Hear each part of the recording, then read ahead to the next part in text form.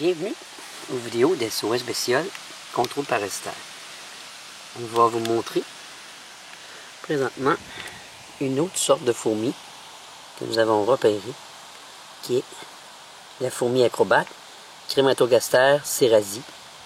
On a placé ici une petite 2 gouttes de miel en l'espace d'une trentaine de secondes. On a obtenu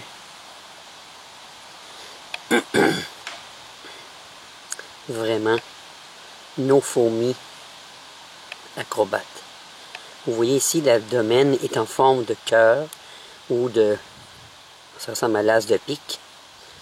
La fourmi acrobate a son nom parce que quand elle est menacée, elle recourbe et son derrière vers l'avant et nous montre son petit aiguillon. C'est une fourmi qui a un aiguillon qui peut infliger des petites piqûres, mais c'est sans lendemain. Il n'y a pas de danger au niveau de la santé.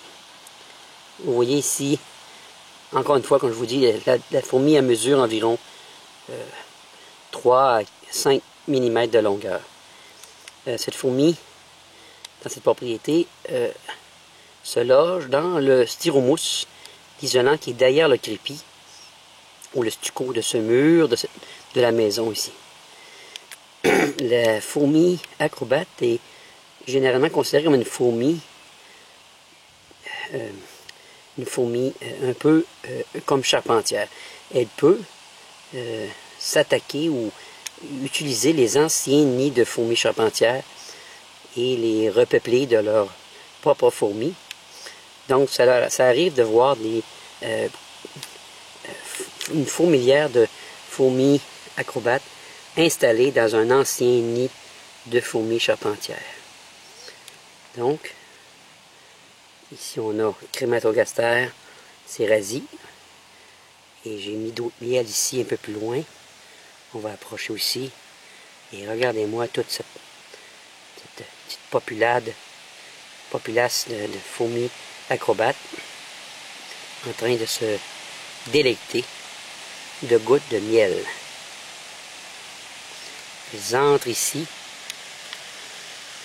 dans cette fissure, et se dirigent derrière le stuc du mur. Et derrière ce stucco, il y a un isolant styromousse de 2 pouces d'épaisseur.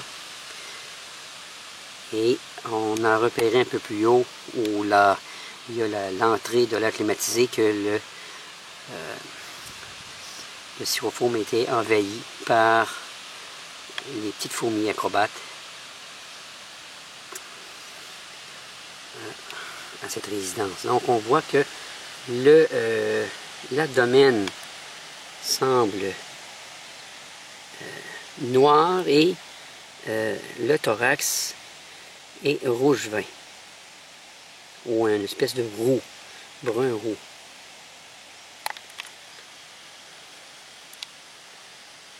Donc cette fourmi est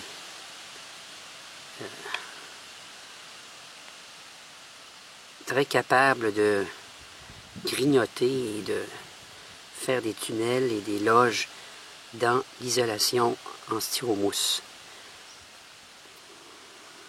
des maisons. On voit ici qu'elles sont en train littéralement de pomper le sucre du miel. Donc elles vont, comme on avait déjà dit dans d'autres vidéos, les fourmis ne peuvent pas prendre de solide, donc ici elles sont en train de se gaver du miel qui reste tout à fait liquide et qui peut passer de la bouche vers l'estomac qui est situé dans l'abdomen. Vous en voyez d'autres ici. Donc les fourmis sont en train de faire un recrutement. Et si on attendait encore une dizaine de minutes, on pourrait voir nos fourmis acrobates se devenir beaucoup plus nombreuses, passant de quelques dizaines à plusieurs centaines. Encore une petite vidéo nous montrant la circulation de la fourmi acrobate. Donc on voit les fourmis acrobates qui arrivent de la fissure principale. Ils viennent de par là ici. Ils montent dans le mur de la maison. Et le nid se situe, on l'a repéré, se situe environ entre 20 et 30 pieds de hauteur derrière le stucco, dans le styrofoam de la maison. Donc ces fourmis acrobates descendent littéralement tout le mur jusqu'en bas pour aller, là ils vont commencer à aller transporter le sucre, du miel, le contenu de ce qu'ils ont absorbé à la colonie bientôt. Ici il y a une grappe de fourmis acrobates, ici une deuxième grappe, une deuxième goutte, et ici une autre grappe encore. On voit qu'elles sont en train de pomper le sucre liquide du miel que nous avons posé. Leur abdomen va gonfler jusqu'à atteindre un maximum, une taille maximum. Ensuite, après cela, les fourmis vont une à une se diriger vers le sentier ou la route principale qui est ici, cette fissure qu'on voit en plein centre. On voit vraiment une fourmi utiliser la fissure, on va dire le sentier marqué par les odeurs phéromonales. Les marqueurs, le sentier est bien marqué ici. Les fourmis n'ont pas de difficulté à s'orienter. Il y a deux façons de s'orienter.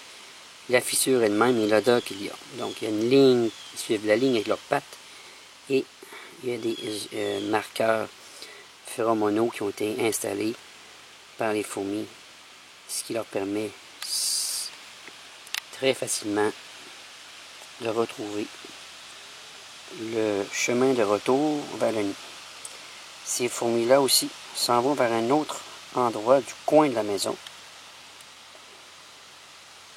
Voyez-vous ici le grillage du stuc. Derrière ce grillage, il y a le styrofoam. C'est dans ce styrofoam que les fourmis, là on ne le voit pas, mais c'est derrière ce grillage-là. Les fourmis acrobates sont en train de fabriquer des canaux et des conduits, des tunnels, des chambres pour y placer leurs larves. La fourmi acrobate est polygyne, donc il y a plusieurs reines dans la colonie.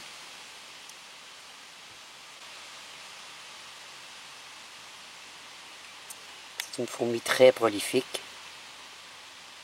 qui peut produire une énorme quantité de fourmis à chaque jour.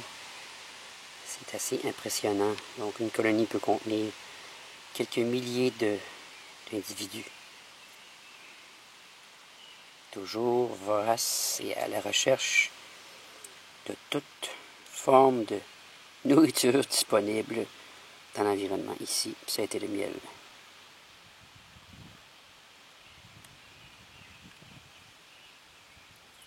On voit bien la forme de la fourmi, qui est assez brillante, luisante aussi.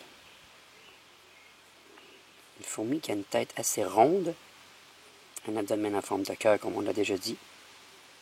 Et pour l'espèce Cérasie, il y a le thorax qui est un peu brun rougeâtre, rouge. Merci d'avoir visionné une autre vidéo d'SOS Bestiole contre parasitaire. À bientôt.